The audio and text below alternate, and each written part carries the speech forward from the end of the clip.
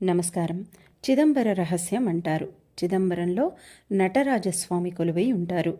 చిదంబర నటరాజమూర్తికున్న ప్రత్యేకతల గురించి తెలిస్తే మరింత ఆశ్చర్యపోతారు. నటరాజస్వామి పాదాన్ని కుంచిత పాదం అంటారు. కుడిపాదం నిగ్రహానికి ప్రతీక అయితే ఎడమ పాదం అనుగ్రహానికి ప్రతీక.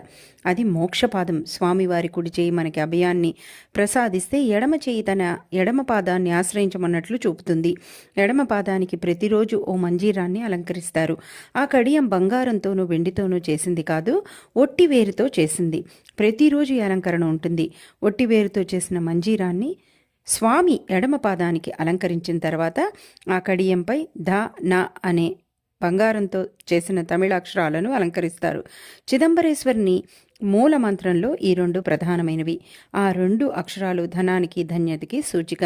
ఇలా స్వామివారివి అనేక అలంకరణలతో ఇది ప్రధానమైనది. ఓం నమః శివాయ.